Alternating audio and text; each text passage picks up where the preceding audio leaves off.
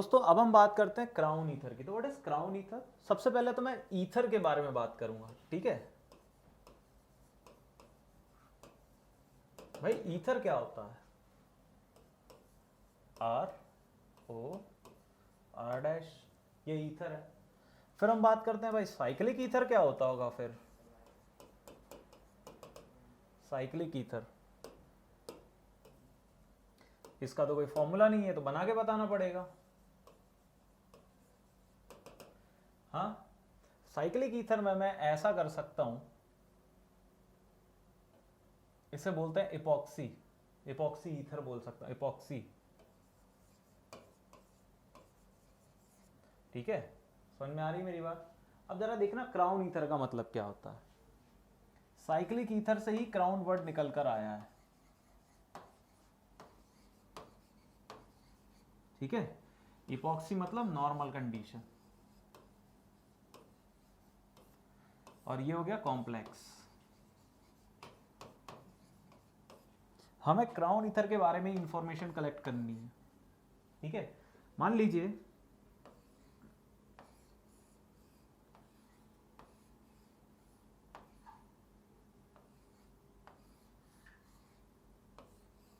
ये आपका ईथर है, देख रहे हो, R O R R O R R O R. तो टोटल नंबर ऑफ इस ईथर को कैसे देखेंगे भाई? क्राउन ईथर कैसे समझ में आएगा? टोटल नंबर ऑफ एटम्स कितने हैं इसमें? 12, इंक्लूडिंग 4 ऑक्सीजन। तो इसे ऐसे लिखेंगे 12 क्राउन 4। भाई 12 क्राउन का मतलब 12 है टोटल एटम्स। 12 क्या है? Total atoms. 4 का मतलब in which 4 atoms are oxygens. 4 atoms are oxygen. Total atoms हैं 12, ठीक है। तो इस तरीके से क्राउन ईथर को रिप्रेजेंट करते हैं। मान लो कि मैं क्राउन ईथर को किसी दूसरे तरीके से रिप्रेजेंट करना चाहूं, ठीक है। ये सारी इंफॉर्मेशन आपके सामने आ गई है। मान लो कि भाई मैं तुमसे कह रहा हूं, एक एग्जाम्पल दिया गया है, ठीक है। उस एग्जाम्पल में इस तरीके से आपको सजेस्ट किए गए हैं।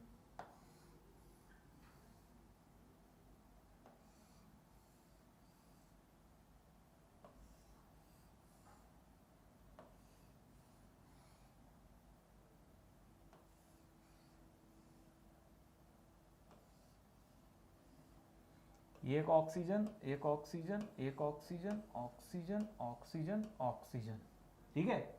अब जरा मुझे क्राउन ईथर की फॉर्म में ऐसे लिख के बताओ। पहली बात तो ये कि दिस इज माय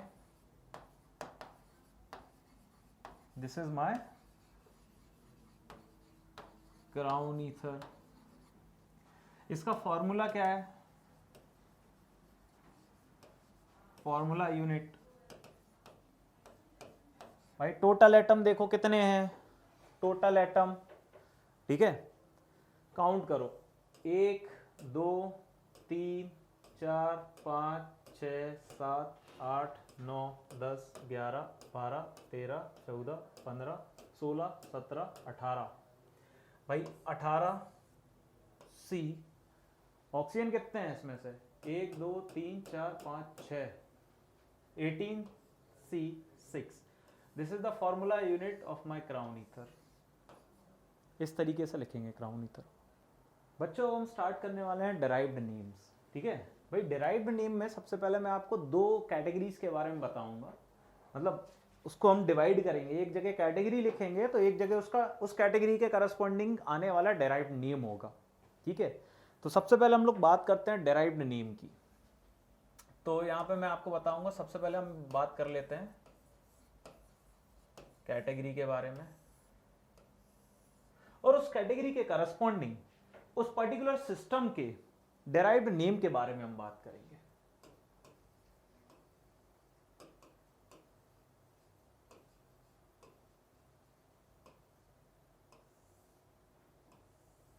ठीक है, सबसे पहले हम बात करते हैं बेटा एल्केन की। आ जा, पहला है एल्केन। भाई एल्कीन जो है कैसे रिप्रेजेंट करते हैं, कार्बन की 4 फ्री वैलेंसी होती हैं, है ना। एल्केन का डेराइव्ड नेम, अब यहाँ पे इसका डेराइव्ड नेम क्या होगा, मीथेन। एक कार्बन है, एक कार्बन का मतलब मीथेन।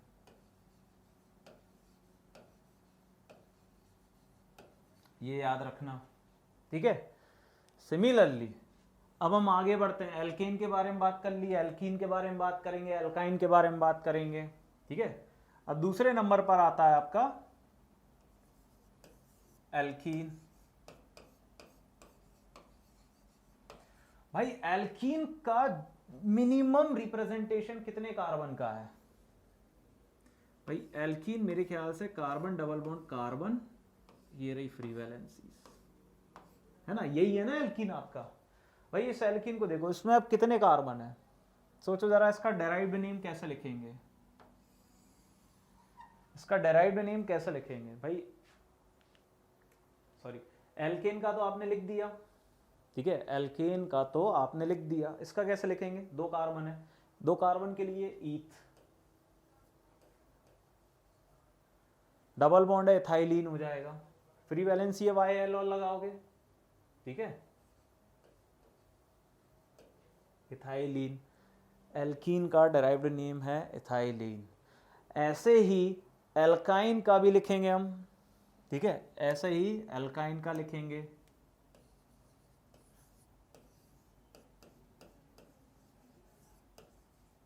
भाई एल्काइन मतलब क्या, कार्बन ट्रिपल बॉन्ड कार्बन, ये फ्री वैलेंसी, ये फ्री वैलेंसी, ठीक है। इसके लिए डेराइव्ड नेम क्या होगा, 2 कार्बन है,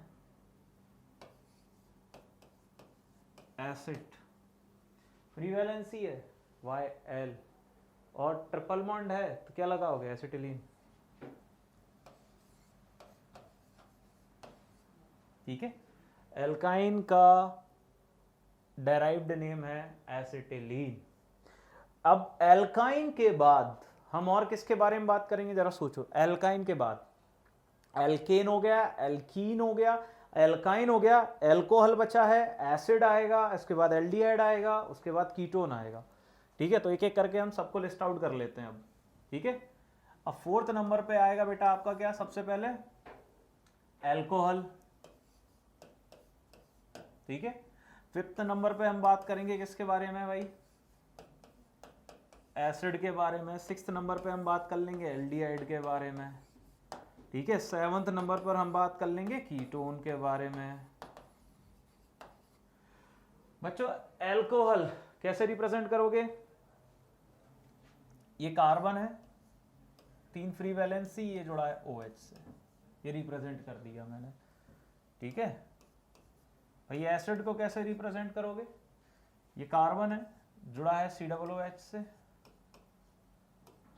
3 फ्री वैलेंस से रिप्रेजेंट कर दिया। भाई एल्डिहाइड कैसे रिप्रेजेंट करोगे, ये कार्बन है, डबल बॉन्ड OH, ये मैंने रिप्रेजेंट कर दिया, ठीक है। कीटोन को कैसे रिप्रेजेंट करोगे, कार्बन है, डबल बॉन्ड ऑक्सीजन, ये कार्बन, ये कार्बन, ये मैंने रिप्रेजेंट कर दिया। अब इनके डेराइव्ड नेम कैसे लिखेंगे हम लोग, अब इनके डेराइव्ड नेम कैसे लिखेंगे, ठीक है। सोचो जरा, ये अकेला आपको मीथेन दिख रहा था, ठीक है, ये अकेला मीथेन दिख रहा था ना, पिछली स्लाइड में हमने देखा था, ये भी तो वही है, लेकिन अब यहाँ पे फंक्शनल ग्रुप्स जुड़ते जा रहे हैं। भाई इसके लिए क्या रहेगा, कार्बिनॉल,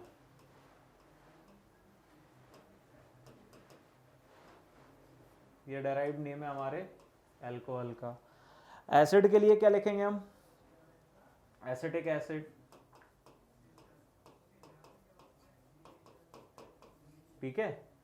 एल्डिहाइड के लिए क्या लिख लेंगे हम, एसिटेल्डिहाइड,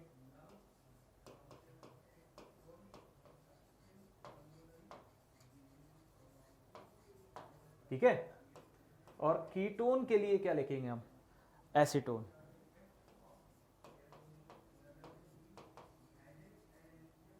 ठीक है, एसीटोन। तो हम लोगों ने इतने सारे ग्रुप्स के डेराइव्ड नेमिंग लिख लिए हैं दोस्तों। अब एक काम करते हैं हम लोग, डिराइव्ड नेम पर बेस्ड कुछ एग्जांपल्स को देख लेते हैं, ठीक है। यहाँ पे ऑलरेडी मैंने कुछ यहाँ पर एग्जांपल्स लिस्ट आउट करके रखे हैं। सबसे पहले वाले एग्जांपल पर फोकस कीजिए। यहाँ पर आपको मीथेन दिखाई दे रहा होगा। मीथेन यानी कि मैं डिराइव्ड नेम की लैंग्वेज में बात कर रहा हूँ। अब आप देखिए यहाँ पर एक तरफ इथाइल है और 3 तरफ मिथाइल है। भैया इसका नाम अल्फाबेटिकल ऑर्डर में आप लिखने जाएं तो कैसे लिखेंगे यार?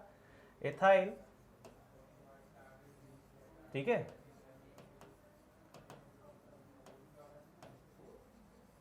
ट्राइमिथाइल, मीथेन, इसका डेराइव्ड नेम हो जाएगा, ठीक है। सिमिलरली जरा सेकंड वाले कंपाउंड पर ध्यान दीजिए। यहां पर आपको दिखाई देगा एल्काइन, यहां पे एल्केन दिखाई दिया है, यहां पे एल्काइन दिखाई देगा। एल्काइन के लेफ्ट और right side same alkyl group available है और दोनों एल्काइल ग्रुप क्या है बेटा? विनाइल है। क्या है? विनाइल। जरा सोचो लॉजिकली, मैं यहां पे क्या लिखूंगा? डाइविनाइल, ठीक है। अब एल्काइन का डेराइव्ड नेम क्या बताया था मैंने आपको? एसिटिलीन,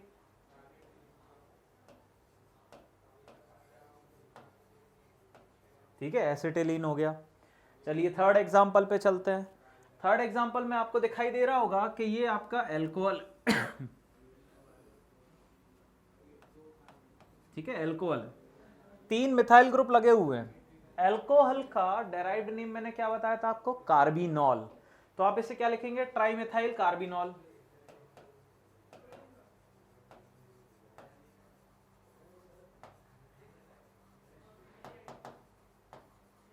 ठीक है। चलिए जरा फोर्थ एग्जांपल पे आते हैं। फोर्थ एग्जांपल में आपको दिखाई देगा यहां पर एसिड वाला ग्रुप। भाई एसिड वाला ग्रुप है तो जरा देखो यहां पे क्या लिखा हुआ है। ये इथाइल है, इतना इतना पार्ट, और एसिड के लिए मैंने क्या बताया था? Acetic acid. तो भाई इसका नाम क्या होगा? Ethyl acetic acid,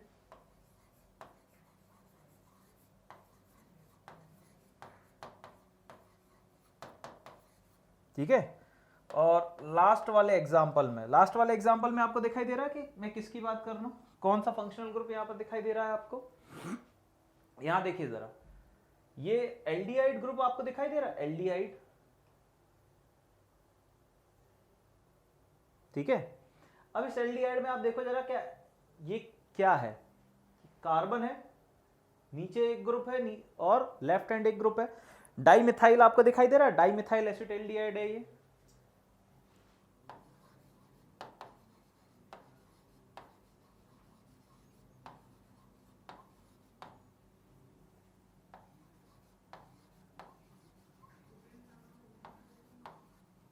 dimethyl acetaldehyde. तो इस तरह से डेराइव्ड नेमिंग सिस्टम में हम लोग alkane, alkene, alkyne, alcohol, acid, ठीक है, साइनाइड, ये सबके डेराइव्ड नेमिंग हम लोग देख चुके हैं। थोड़ा और आगे बढ़ते हैं। अब हम बात करेंगे ऑक्सा मेथड इन ईथर या फिर हेट्रोटाइप कंपाउंड के लिए नॉमेनक्लेचर सिस्टम। तो ऑक्सा मेथड क्या होती है, मैं आपको एक बात बताता हूं। जस्ट सपोज मान लीजिए कि मेरे पास कोई एक एग्जांपल है इस तरह का, ठीक है। किस तरीके का? कार्बन कार्बन कार्बन, ये ऑक्सीजन, ये कार्बन कार्बन कार्बन, ये ऑक्सीजन, फिर ये कार्बन कार्बन कार्बन। वैसे तो आप देख सकते हैं कि ये जो ऑक्सा मेथड है जनरली किस में दिखाई जाएगी? ईथर्स में। ऑक्सा मेथड किसके लिए एप्लीकेबल है? For ethers. और ईथर्स का मतलब क्या है? हेट्रोटाइप कंपाउंड।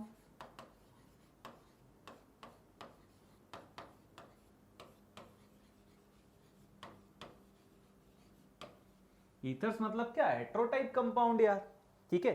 आप देख सकते हैं ना कि कार्बन की कंटिन्यूटी ब्रेक हो रही है by the oxygen atom, carbon की कंटिन्यूटी ब्रेक हो रही है बाय द ऑक्सीजन एटम। अगर कोई मेरे से कहता है कि सर इसका आईयूपीएसी नॉमेनक्लेचर बताओ, तो भाई मैं नंबरिंग करने में ही कंफ्यूज हो जाऊंगा, क्योंकि नंबरिंग तो होती है कंटिन्यूअस कार्बन चेन पर, ये तो डिसकंटिन्यूअस कार्बन चेन है, मैं नंबरिंग कैसे करूंगा? जंप थोड़ी कर दूंगा, अब मैं ऐसे थोड़ी लिखूंगा कि 1 2 3, फिर ये 4, ये 5, ये 6, ये 7, ये 8 और ये 9। तो इस तरीके की नंबरिंग जो है वो गलत है, इस तरीके की नंबरिंग जो है वो गलत है। तो सही कैसे माना जाए? सही ऐसे माना जाए कि जो हेट्रो एटम है उसको भी अज्यूम करना है कि वो कार्बन है। Assume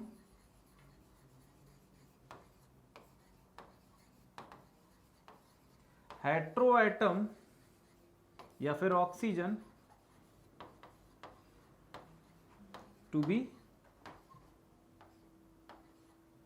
B as carbon.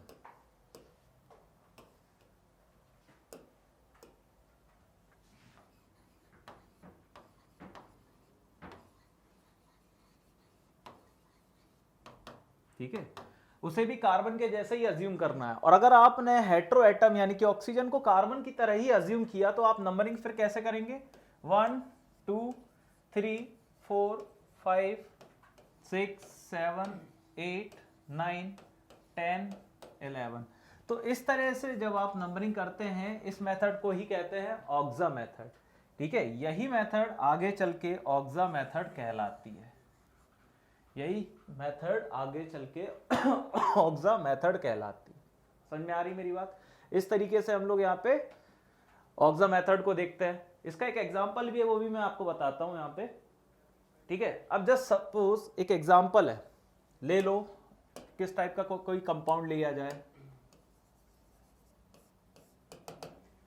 मान लीजिए कि इस बार मैं कोई सब्स्टिट्यूएंट भी लगा देता हूँ, जैसे कि मैंने ब्रोमीन भी लगा दिया, ठीक है, या मिथाइल लगा दिया, नाइट्रो लगा दिया, या कोई दूसरा हेलोजन लगा दिया। तो आप ऑक्सा मेथड कैसे यूज करेंगे जरा देखो। एक कंपाउंड है आपके पास CH3 CH2, यहां आ गया ये ऑक्सीजन, ठीक है, देन अगेन CH2, ठीक है, उसके बाद अब आ जाएगा आपका CH, और यहां नीचे की तरफ लटका देते हैं अपन, कुछ भी एक सब्स्टिट्यूट लटका दो, मान के चलो कि CH3 लगा दिया मैंने, और इसको आगे प्रोसीड कर देते हैं इस चेन को। ठीक है, यह CH3 है तो इस बार यहाँ पे फिर से CH लगा देते हैं, और ये है आपका इस बार ब्रोमीन आ गया। ठीक है, अब आप देख सकते हैं कि एक सब्स्टिट्यूएंट मिथाइल भी लगा दिया, दूसरा सब्स्टिट्यूएंट ब्रोमीन भी लगा दिया, और ये आपका ऑक्सीजन ने कार्बन की कंटिन्यूटी ब्रेक भी कर दी है। ये ईथर है एक तरीके से। ठीक है, डिसकंटिन्यूअस हो गई है कार्बन चेन, हेट्रोटाइप का कंपाउंड आपका तैयार होता जा रहा है। ठीक है, अब यहाँ पे मैं ऑक्सीजन लगा देता हूं और यहाँ पे फिर से मैं CH3 लगा देता हूं। अब मुझे बताओ नंबरिंग कहां से करेंगे, लेफ्ट हैंड साइड से या राइट हैंड साइड से? तो यहां पर हम फॉलो करेंगे lower set of locant rule. ठीक है, तो लेफ्ट हैंड साइड से आऊंगा तो मुझे कुछ नहीं मिलेगा, राइट हैंड साइड से आऊंगा तो भी मेरे को बहुत कुछ मिल जाएगा। ठीक है, तो भाई अगर लेफ्ट हैंड साइड से गया, नंबरिंग देखना जरा, अगर मैं लेफ्ट हैंड साइड से नंबरिंग करता हूं यहां पर 1 2 3 4 5 6 7 8, तो ये नंबरिंग जो है वो रॉन्ग है।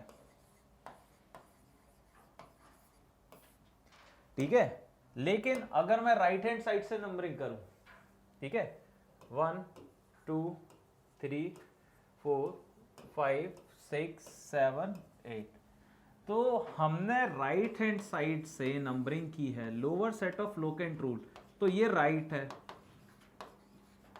ऐसा क्यों? एक्सप्लेनेशन देता हूं।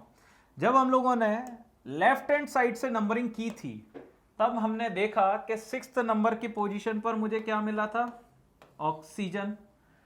4th नंबर की पोजीशन पर क्या मिला था मुझे? CH3। ठीक है, और यहां से गए, सॉरी गलत लिखवा दिया मैंने, जस्ट अ मिनट, 6th और 4th नहीं आएगा, इधर से गए तो यहां क्या मिला? 3rd नंबर है ना, यहां से गए CH3 कौन से पे मिला? 5th नंबर पे, और फिर 6th नंबर पे ब्रोमीन मिला। ठीक है, 6th नंबर पे ब्रोमीन मिला, और 7th नंबर पे फिर से ऑक्सीजन मिला। अब उधर से देखते हैं राइट हैंड साइड से, राइट हैंड साइड से गए तो 2nd नंबर पे मेरे को मिला क्या? ऑक्सीजन। फिर 3rd नंबर पे ब्रोमीन मिला, 4th नंबर पे मिथाइल मिला। ठीक है, 6th नंबर पे फिर ऑक्सीजन मिला। तो lower set of locant rule, 3 5 6 7, 2 3 4 6, तो lower set of locant rule में ये फेल हो गया और ये पास हो गया। ठीक है, नंबरिंग करने के बाद आती है बारी नेमिंग की। अल्फाबेटिकल ऑर्डर में नेमिंग देखी जाए तो नेमिंग में राइट हैंड साइड के करस्पॉन्डिंग करूंगा, यानी कि अब मुझे ये सब कुछ इरेज करना है, जो गलत है उसको लिख के कोई फायदा भी नहीं है अब। ठीक है,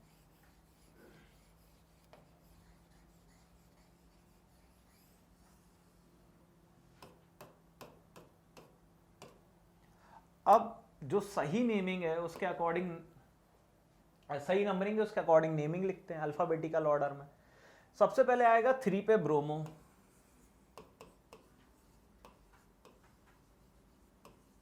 ठीक है, बी से ब्रोमो हो गया। अब अपन क्या लिखेंगे, 4 पे आ जाएगा भैया अपना मिथाइल, 4 नंबर पे मिथाइल लगा हुआ है। ठीक है, अब क्या बचा, दोनों सब्स्टिट्यूएंट खत्म। अब सेकंड और सिक्स्थ पे आपके 2 बार ऑक्सीजन है, मतलब हेट्रो एटम आपको सेकंड और सिक्स्थ पे मिल रहा है। आप क्या लिखोगे, 2,6 डाईऑक्सा, 2,6 यहां पे लिख लेता हूं, जगह नहीं है, 2,6 2 बार है डाईऑक्सा। अब ऑक्सा लिखोगे, 2 बार मिला है ऑक्सीजन इसलिए, ठीक है, डाईऑक्सा। अब क्योंकि हमें इसे भी कार्बन इमेजिन करना है तो हम कहेंगे कि टोटल नंबर ऑफ कार्बन कितने, 8 है इंक्लूडिंग ऑक्सीजन, ऑक्सीजन को भी कार्बन अज्यूम कर रहे हो ना, तो डाईऑक्सा क्या लिखोगे, 8 कार्बन है ऐसा मान के चल रहे हैं, तो ऑक्ट, सैचुरेटेड है तो एन। तो भैया हमारे इस कंपाउंड का नाम क्या है, 3 ब्रोमो 4 मिथाइल 2,6 डाईऑक्सा ऑक्टेन। ठीक है, तो इस तरह से हम लोग ऑक्सा मेथड को एक्सप्लेन कर रहे हैं यहाँ पे। ठीक है, इस तरह से हम ऑक्सा मेथड को एक्सप्लेन कर रहे हैं। तो अब हम बात करने वाले हैं एलाइल और विनाइल ग्रुप के बारे में। तो सबसे पहले तो भाई मैं बात करूंगा विनाइल के बारे में। ठीक है भाई, विनाइल ग्रुप क्या होता है, कार्बन कार्बन डबल बॉन्ड से निकली हुई फ्री वैलेंसी, ये विनाइल ग्रुप की आइडेंटिटी है। फिर हम बात करेंगे बेटा एलाइल ग्रुप क्या होता है। भाई कार्बन कार्बन डबल बॉन्ड के एडजेसेंट कार्बन एटम, जो कि सिंगल बॉन्डेड वाला, उससे निकली हुई फ्री वैलेंसी एलाइल ग्रुप कहलाती है। ठीक है, अब जरा एग्जाम्पल देख लिए जाए। अगर मैं आपको एग्जाम्पल में ये कह दूं कि भाई तुम ना एलाइल और विनाइल ग्रुप को जोड़ दो, ये दोनों फ्री वैलेंसी को जोड़ दो, भाई तुम्हारे पास है एलाइल, कहां है एलाइल, ये रहा, और यहीं से तुम जोड़ दो किसको, अपने विनाइल ग्रुप को। तो भैया एलाइल और विनाइल ग्रुप जोड़ दिए गए हैं तो इसे क्या कहेंगे अल्फाबेटिकली, एलाइल विनाइल। ठीक है, ये है तुम्हारा एलाइल और विनाइल कंपाउंड। ठीक है, ये पार्ट हो गया तुम्हारा किसका,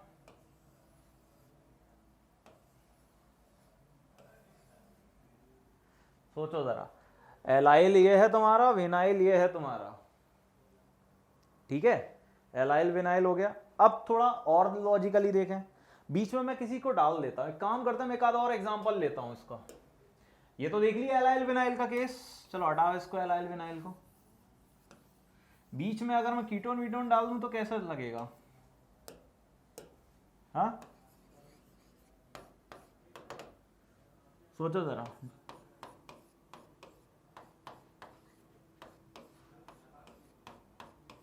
अब बताओ भाई इस कंपाउंड का नाम क्या है, आईयूपीएसी नेम नहीं पूछ रहा हूं, एलाइल विनाइल की फॉर्म में कीटोन बीच में डाल दिया दादा मैंने, तो इसको क्या कहेंगे, कीटोन बीच में डाल दिया, अल्फाबेटिकली एलाइल विनाइल कीटोन हो जाएगा भाई ये।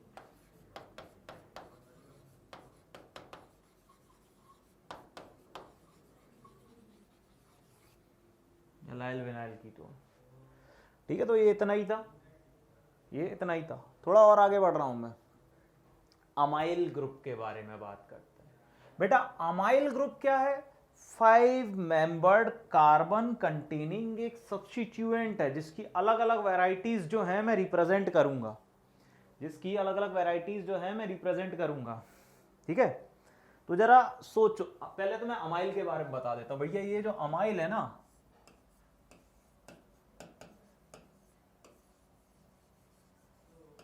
फाइव कार्बन कंटेनिंग सब्स्टिट्यूएंट या फिर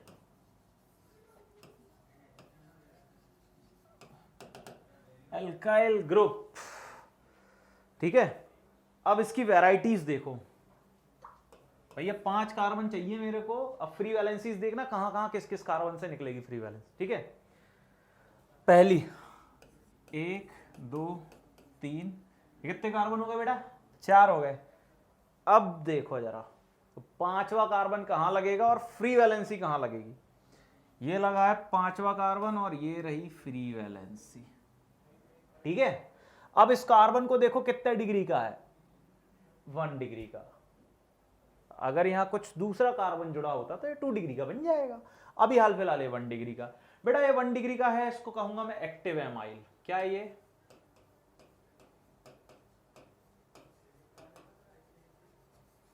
एक्टिव एमाइल। चलो दूसरे पे चलते हैं, दूसरी वैरायटी पे। अब इसकी दूसरी वैरायटी में देखना, बिल्कुल बीचों बीच से मैं वैलेंसी निकालूंगा, मतलब यूनिवर्सल।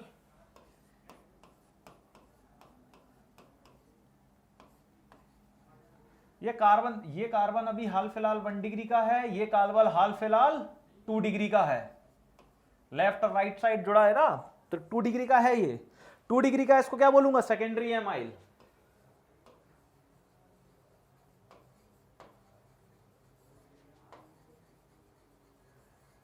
ठीक है, सेकेंडरी एमाइल। चलो बेटा थर्ड वैरायटी पे आया जाए। थर्ड वैरायटी क्या है इसकी? यही सेम टू सेम लिखूंगा मैं यहां पे, यही मतलब सेम टू सेम तो नहीं। ये कार्बन अब कितने डिग्री का है? 2 डिग्री का है। 5 कार्बन दिखाई दे रहे होंगे। इसको क्या लिखेंगे अब? इसको क्या लिखेंगे हम? ये है एक्टिव सेकेंडरी एमाइल।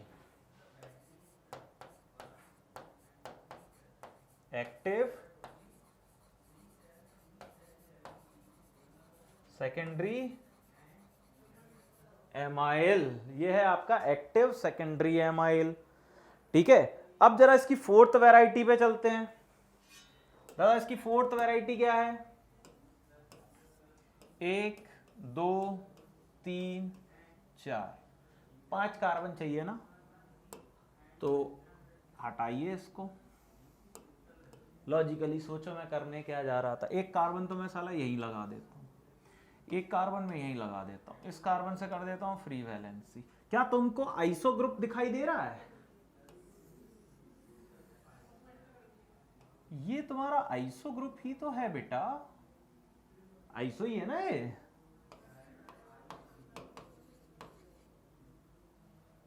बेटा इसका नाम क्या है? इसका नाम है एक्टिव आइसो सेकेंडरी एमाइल।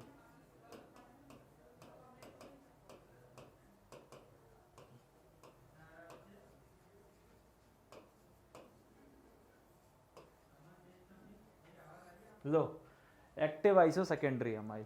तो ये थी 4 वैरायटीज आपके अमाइल ग्रुप की, जो कि सब्स्टिट्यूएंट या अल्काइल ग्रुप के तौर पर बिहेव कर सकती हैं। उन फ्री वैलेंसीज पर जो भी आपने अभी देखी हैं, उन पर आपका कोई भी फंक्शनल ग्रुप जुड़ सकता है और एक कंपाउंड तैयार किया जा सकता है। उसके बिहाफ पर आप कॉमन नेमिंग कर सकते हैं, ठीक है। तो ये कहानी थी आपके एक्टिव अमाइल ग्रुप की, ठीक है। एक्टिव अमाइल ग्रुप बोलो या ओनली अमाइल ग्रुप बोल लो। फिर हम बात करते हैं alpha beta gamma delta nomenclature की। अल्फा बीटा गामा डेल्टा जो नोमेनक्लेचर है वो डबल बॉन्ड की करस्पॉन्डिंग रखा जाता है। कैसे रखा जाता है डबल बॉन्ड के करस्पॉन्डिंग? बताता हूं। सोचो जरा, मान के चलो कि मैं बात कर रहा हूं डबल बॉन्ड की पोजीशन की, ठीक है। If position of double bond, ठीक है, अगर मान लो डबल बॉन्ड की जो पोजीशन है अगर वो फर्स्ट कार्बन पर है, position of double bond is on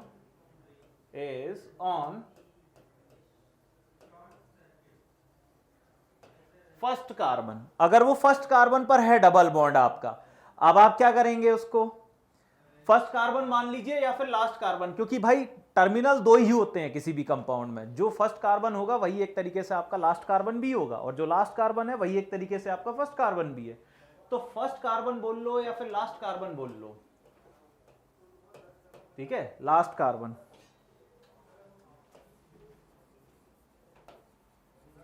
अब आप क्या करेंगे, प्रीफिक्स वर्ड चूज करेंगे। तो वो जो प्रीफिक्स वर्ड चूज कर रहे हैं ना आप, वो प्रीफिक्स वर्ड आपका होगा क्या, अल्फा।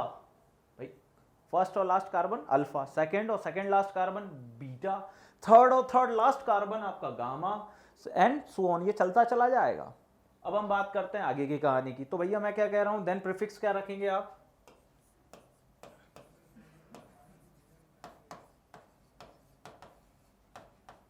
देन भैया आपका प्रीफिक्स लगेगा अल्फा, ठीक है, and as well as so on.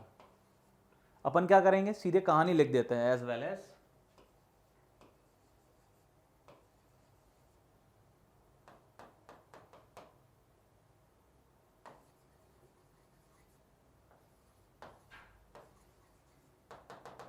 And so on. इतने से समझ जाओ, इतने से कैसे समझ जाओ, मैं आपको बताता हूं। मान लो कि बेटा तुम्हारा एक एग्जांपल है लाइक दिस,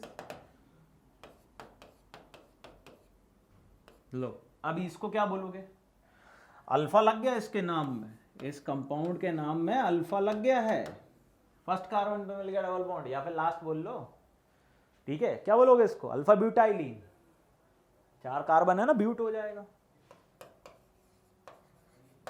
ठीक है, ये हो गया इसका नाम अल्फा ब्यूटाइलिन, ठीक है। अगर बीटा ब्यूटाइलिन चाहिए तो मैं क्या करूंगा, मैं इसी डबल बॉन्ड को बीच में डाल देता हूं। अगर बाबू मेरे को बीटा ब्यूटाइलिन चाहिए है तो मैं क्या करूंगा, इसी डबल बॉन्ड को मैंने यहां डाल दिया, अब ये बीटा ब्यूटाइलिन हो गया, ठीक है। अब अगर मान लो कि मेरे को गामा ब्यूटाइलिन चाहिए है, ओ सॉरी गामा ब्यूटाइलिन क्यों, अब तो कार्बन की चेन बढ़ जाएगी, क्या हो गया इसको, सॉरी हाँ ये है, अरे इरेज करना है मुझे इसे, ठीक है, ये डबल बॉन्ड हटा लीजिए, number of carbon atom increase करे। अब थर्ड नंबर के कार्बन पर मेरे को ट्रिपल बॉन्ड लगाना है, मान के चलो ये फर्स्ट लगाया था तो अल्फा आया था, सेकंड लगाया था बीटा आया था, थर्ड लगाया मैंने क्या आ गया, लेकिन आप कहोगे सर थर्ड लगाया, अरे वहां से तो सर ये बीटा है, अरे बढ़ा दे यार 2 कार्बन, तुम बढ़ा नहीं पा रहे हो, अब तो हो गया थर्ड। अब इसको क्या बोलोगे, 1 2 3 4 5 6 7, अब ये क्या हो जाएगा बेटा तुम्हारे लिए, गामा डैश 7 कार्बन है, लिखो हेप्ट आइलीन, बात खत्म। ऐसा ही चलती चली जाएगी चेन, समझ गए। तो alpha beta gamma delta omega theta and so on, ये सब चलता चला जाएगा। फर्स्ट या लास्ट कार्बन पे डबल बॉन्ड अल्फा लगा देना, सेकंड या सेकंड लास्ट कार्बन पे डबल बॉन्ड बीटा लगा देना, थर्ड या थर्ड लास्ट पे डबल बॉन्ड गामा लगा देना, फोर्थ या फोर्थ लास्ट पे डबल बॉन्ड डेल्टा लगा देना, फिफ्थ या फिफ्थ लास्ट पे डबल बॉन्ड ओमेगा लगा देना, सिक्स्थ या सिक्स्थ लास्ट पे डबल बॉन्ड थीटा लगा देना। ये ऐसे ही चलता चला जाएगा, alpha beta gamma delta nomenclature है, कॉमन नेमिंग में यूज किया जाता है इसे। ओके गाइस, ओके गाइस, तो अब हम स्टार्ट करने वाले हैं हमारा नया टॉपिक, और इस टॉपिक का नाम है कॉमन नेमिंग ऑफ डाइहैलाइड कंपाउंड्स, ठीक है। तो स्टार्ट करते हैं डाइहैलाइड से। मैं आपको बताना चाहता हूं कि डाइहैलाइड का मतलब क्या होता है। जब किसी भी कंपाउंड में आपको 2 हैलोजन एटम्स दिखाई दे जाएं और वो दोनों हैलोजन एटम सेम वैरायटी की हों, ठीक है, तो वो डाइहैलाइड में कंसीडर कर ली जाती है, ठीक है। तो डाइहैलाइड में जो कंसीडर कर रहे हैं, तो सबसे पहले मैं आपको क्या बता रहा हूँ, एक जरा थियोरेटिकल लैंग्वेज देखना मैं क्या लिखने जा रहा हूँ, ठीक है। When 2 same halogen atoms are present in a compound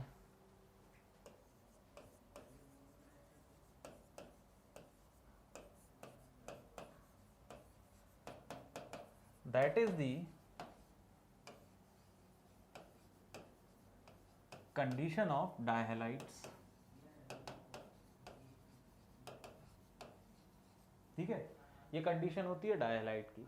अब डायहलाइड्स होते हैं दो वैरायटी के, जेमिनल डायहलाइड और विसिनल डायहलाइड। तो मैं आपको सबसे पहले जेमिनल डायहलाइड्स बताता हूँ, या फिर मैं इसके बारे में बताता हूँ। डायहलाइड्स के जनरल दो टाइप्स होते हैं, ठीक है, दो क्या तीसरा टाइप भी मैं आपको बता ही देता हूँ। तो इसके जनरली तीन टाइप होते हैं, ठीक है। एक होता है जेमिनल, एक होता है विसिनल, और एक होता है पॉली, ठीक है। सबसे पहले हम बात करेंगे जेमिनल डायहलाइड की। तो आइए जरा, जेमिनल डायहलाइड क्या है।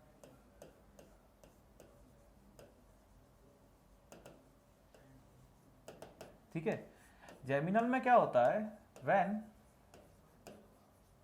To same halogen atoms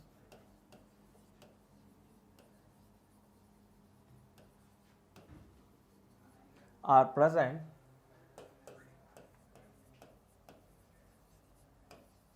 on same carbon atom, on the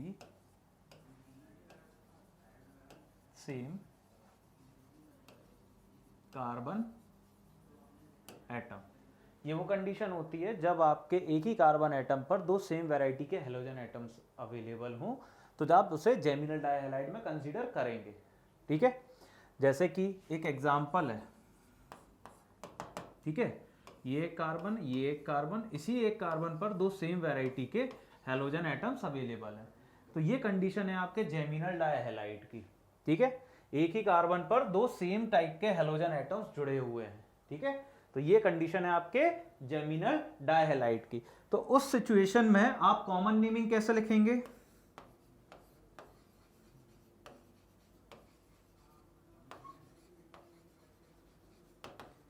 common naming in geminal, sorry गलत लिख दिया मैंने, हाँ अभी सही कर देते हैं, जेमिनल डायहलाइड्स,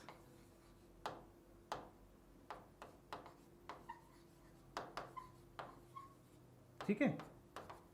तो कॉमन नेमिंग ऑफ जेमिनल डायहलाइड्स, तो कैसे लिखेंगे भाई इसको, फॉर्मूला क्या है,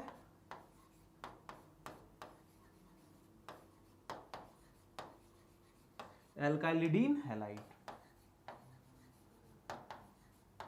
ठीक है, this is the formula, alkylidene halide is the formula. अब जस्ट इमेजिन कि इस हेलोजन एटम की जगह पर मान लीजिए कि यहां पर लगा होता फ्लोरीन और यहां पर भी फ्लोरीन लगा होता, तो इस फॉर्मूले के करस्पॉन्डिंग इस कंपाउंड का नाम क्या लिखा जाता, दो कार्बन है तो दो कार्बन के लिए हम एल्क की वैल्यू क्या लिख देते बेटा, ईथ, और फिर इलिडीन सेम लिख देते। अब हम लिखेंगे उस हैलाइड का नाम जो यहां अवेलेबल है, फ्लोरीन है तो मैं सीधा सीधा लिखता फ्लोराइड। तो इस कंपाउंड का नाम क्या हो जाता है, एथाइलिडीन फ्लोराइड, ठीक है। तो ये आपका जेमिनल वाला केस हो गया जिसे आपने जस्ट अभी अभी स्टडी किया है। चलिए अब हम आगे बढ़ते हैं विसिनल के केस के लिए, ठीक है। अब आपके लिए विसिनल का केस आ रहा है।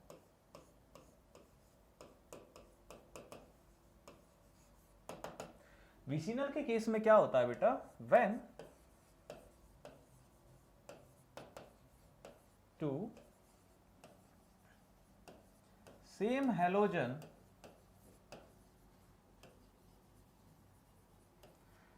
atoms are present on two adjacent carbon atom,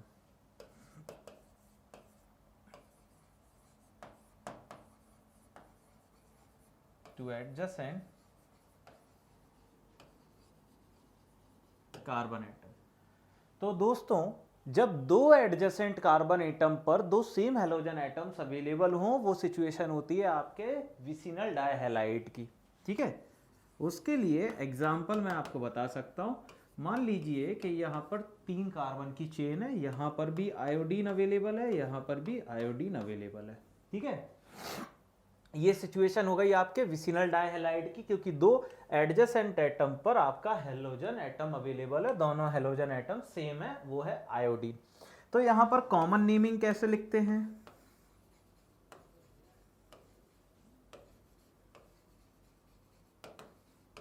common naming for vicinal डाइहैलाइड,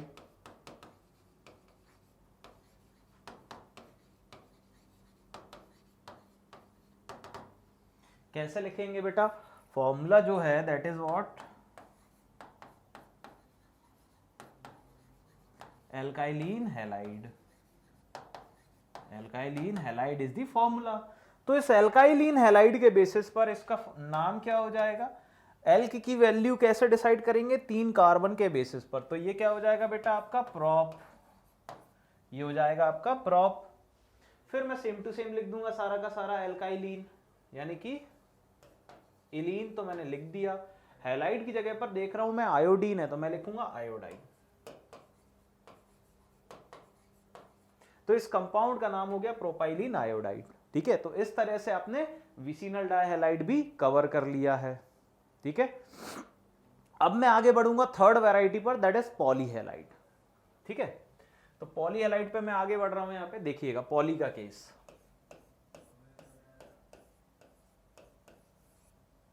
फिर मैं एक्सेप्शंस भी बताऊंगा कुछ, ठीक है। तो पॉली का केस कैसे देखेंगे? When 2 same halogen atoms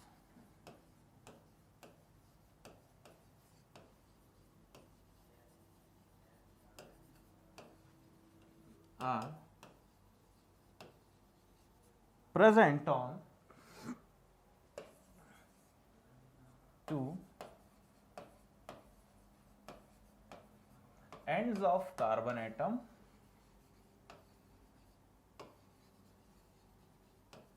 in a chain, ठीक है। ये है डेफिनेशन किसकी? पॉलीहैलाइड के केस की। जब 2 सेम हैलोजन एटम्स जो हैं किसी चेन में दोनों एंड्स के कार्बन पर जुड़ी होगी तो वो पॉली का केस कहलाएगा, ठीक है। एग्जाम्पल आप देखिए जरा, मैं आपको बताता हूं। मान लीजिए 4 कार्बन की ये एक चेन है, यहां पर भी आयोडीन जुड़ा हुआ है, यहां पर भी आयोडीन जुड़ा हुआ है। तो ये कार्बन की वो चेन है जिसमें दोनों एंड्स ऑफ कार्बन एटम पर 2 सेम हैलोजन एटम्स अवेलेबल है। तो अब मैं जरा कॉमन नेमिंग लिखना चाहता हूं, कैसे लिखेंगे भाई? यहां पर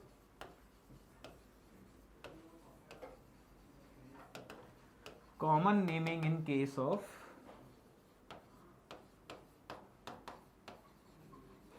पॉलीहैलाइड्स, ठीक है। पॉलीहैलाइड के केस में आप कॉमन नेमिंग लिखना चाहते हैं, तो सबसे पहले तो आपको मैं बता देता हूं कि 1 कार्बन है तो आप उसको कैसे लिखेंगे, 2 कार्बन है तो कैसे लिखेंगे, 3 कार्बन है तो कैसे, 4 कार्बन है तो कैसे, ठीक है। तो पॉली के लिए आप पहले चीजें देख लीजिए अच्छे से। मान लीजिए कि 2 कार्बन है तो आप कैसे लिखेंगे भाई? डाई, ठीक है। 3 कार्बन है तो आप कैसे लिखेंगे बेटा? यहां पे ट्राई। 4 कार्बन है तो आपने लिखा है यहां पे टेट्रा।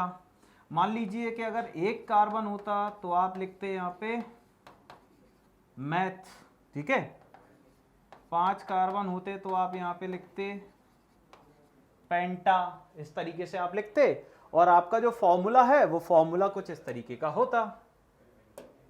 फॉर्मूला जो है वो किस तरीके का होता है? यहां पे फॉर्मूला होता आपका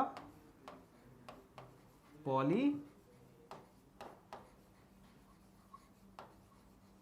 मिथाइलिन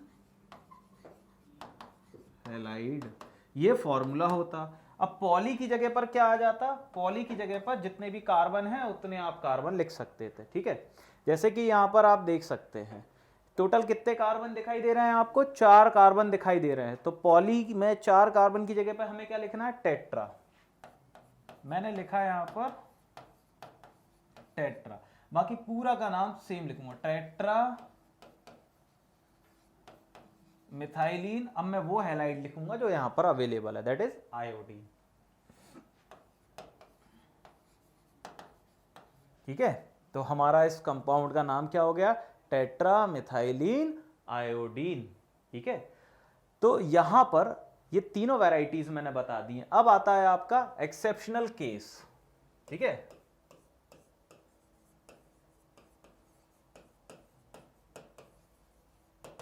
एक्सेप्शन, भैया पहला एक्सेप्शन, थोड़ा लॉजिकली सुनना जरा।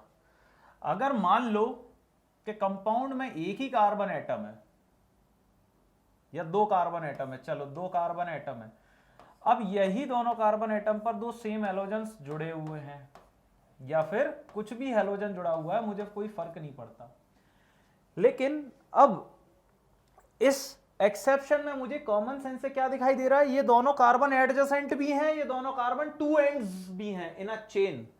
तो भाई अब मेरे लिए सवाल ये पैदा हो रहा है कि मैं विसिनल के अकॉर्डिंग इसका नाम लिखूंगा या फिर मैं पॉली के अकॉर्डिंग इसका नाम लिखूंगा। इसका नाम जो है मैं वो विसिनल के अकॉर्डिंग लिखूंगा या पॉली के अकॉर्डिंग लिखूंगा। तो मैं यहां पर सीधी सीधी सिंपल सी बात है, विसिनल के अकॉर्डिंग इसका नाम लिखूंगा, पॉली के अकॉर्डिंग इसका नाम नहीं लिखूंगा। ठीक है, पॉली के अकॉर्डिंग इसका नाम नहीं लिखूंगा, विसिनल के अकॉर्डिंग लिखूंगा। पहला एक्सेप्शन ये हो गया। ठीक है, दूसरा एक्सेप्शन क्या है,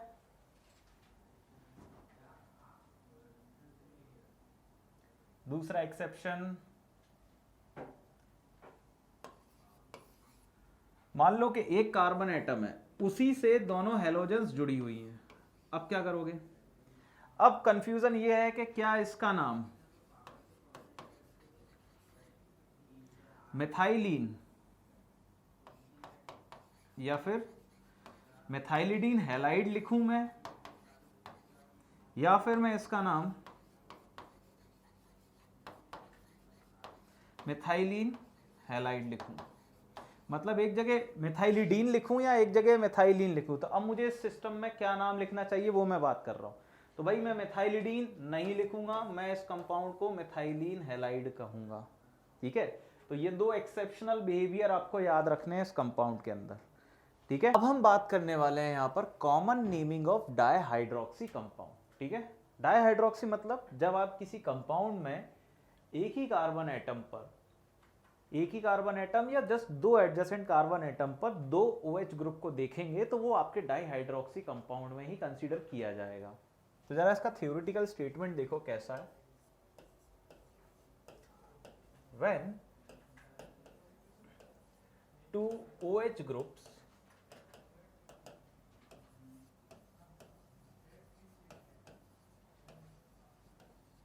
are present in a compound,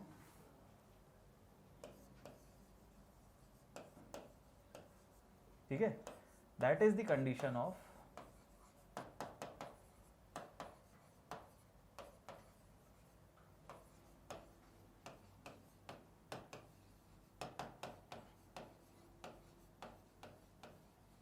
dihydroxy compound. ठीक है, अब ये बात तो क्लियर है कि जब आप किसी कंपाउंड में OH ग्रुप को दो बार देखोगे तो वो डाइहाइड्रोक्सी कंपाउंड कहलाएगा। अब वो डाइहाइड्रोक्सी कंपाउंड जो है एक तरीके से क्या कहलाता है, ग्लाइकॉल कंपाउंड कहलाता है। ठीक है, ये जो डाइहाइड्रोक्सी कंपाउंड है it is also known as glycol. ठीक है, इसे ग्लाइकॉल भी कहते हैं। अब इसकी दो सिचुएशंस मैं आपको बताऊंगा, एक तो एक ही कार्बन पर दो OH और एडजेसेंट कार्बन पर दो OH, और एक पॉली वाली भी आ जाएगी। ठीक है, तो इसमें सबसे पहले हम बात कर लेते हैं यहां पर जब एक ही कार्बन पर अवेलेबल होगा। ठीक है, यानी कि केस 1 से हम लोग एनालाइज कर लेते हैं। केस 1 क्या है भाई, when in a compound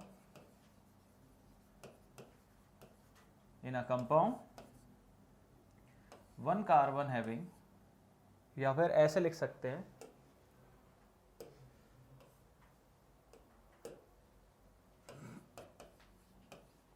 to OH groups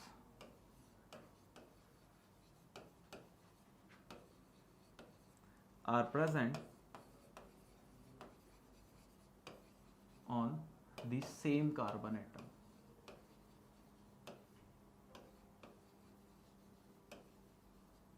same carbon atom, ठीक है। एग्जाम्पल के लिए देखिए जरा, कार्बन कार्बन, ये एक OH, ये दूसरा OH, आप देख सकते हैं एक ही कार्बन एटम पर दोनों OH ग्रुप अवेलेबल है। अब इस सिचुएशन में कॉमन नेमिंग कैसे लिखेंगे यहाँ पे?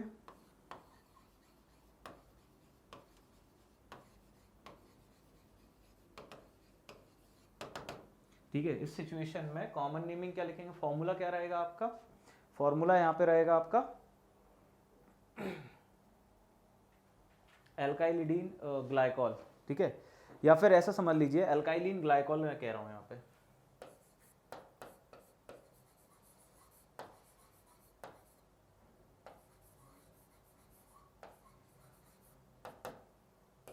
ये रहेगा आपका नाम एल्काइलिन ग्लाइकॉल।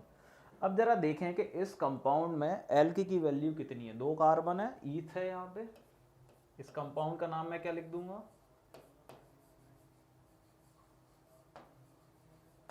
इथाइलिन ग्लाइकॉल, ठीक है, इथाइलिन ग्लाइकॉल इस कंपाउंड का नाम है।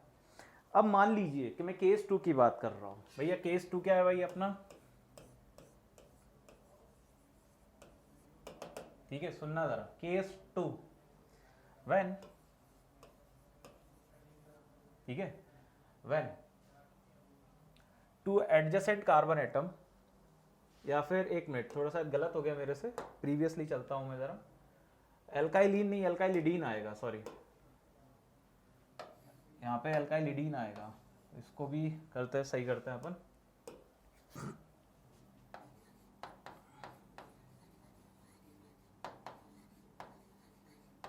ठीक है, ये हो जाएगा अपना एथाइलिडीन ग्लाइकॉल, ठीक है, एथाइलिडीन ग्लाइकॉल। अब ये वो केस है, केस 2, व्हेन 2 OH ग्रुप्स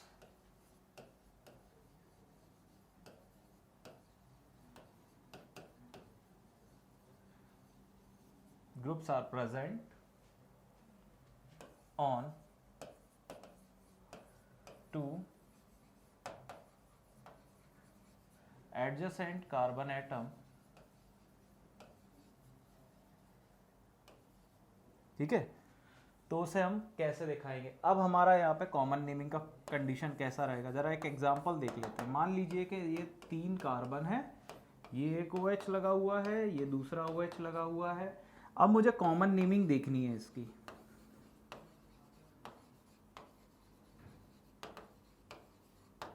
इसकी कॉमन नेमिंग देखनी है, तो कैसे देखेंगे? फॉर्मूला क्या है भाई? एल्काइलिन ग्लाइकॉल। तो उस हिसाब से यहाँ पे एल्क की वैल्यू क्या हो जाएगी? प्रोप, ये हो जाएगा प्रोपाइलिन ग्लाइकॉल। तो ये इस कंपाउंड का नाम हो गया, ठीक है। ऐसा ही तीसरा केस आएगा पॉलीग्लाइकॉल वाला। तो पॉलीग्लाइकॉल भी देखते हैं अब हम लोग।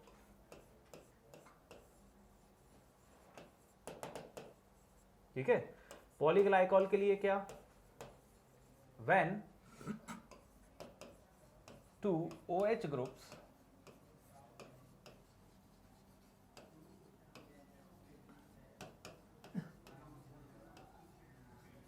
are present on 2 ends of carbon atoms in a chain, ठीक है। अब जरा एग्जांपल देखो जरा। मान लीजिए कि 3 कार्बन है, ये OH, ये OH। अब जरा इसकी कॉमन नेमिंग देखिएगा, वही पॉली के अकॉर्डिंग, जैसा भी हम लोगों ने डाई हैलाइड्स में देखा था।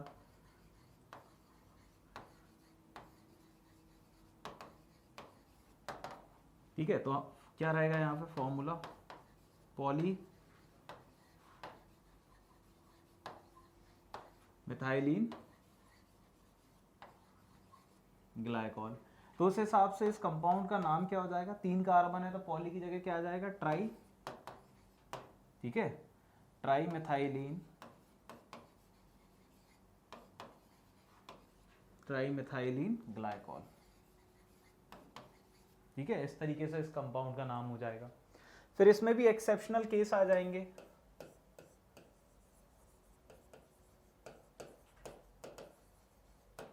एक्सेप्शन क्या है यार, एक बात मान लो कि 2 कार्बन एटम्स हैं, यहां पर भी OH लगा हुआ है, यहां भी OH, तो अब ये तो केस 2 भी शो कर रहा है,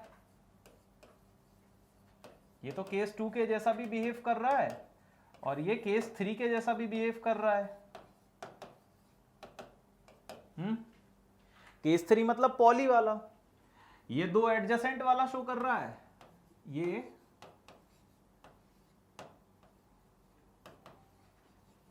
एडजेसेंट वाला है और ये पॉली वाला केस है। तो कौन सा वाला फॉलो करेंगे, एडजेसेंट वाला फॉलो करेंगे, पॉली वाला फॉलो नहीं करेंगे, ठीक है। तो इस तरह से हम कवर कर रहे हैं इस सिस्टम को भी, यानी कि common naming of dihydroxy compound, और इसी के साथ आपका ये चैप्टर खत्म होता है, ठीक है। The end of classification of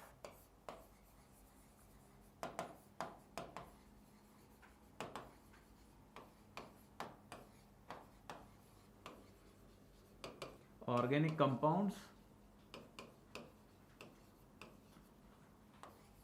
and IUPAC nomenclature।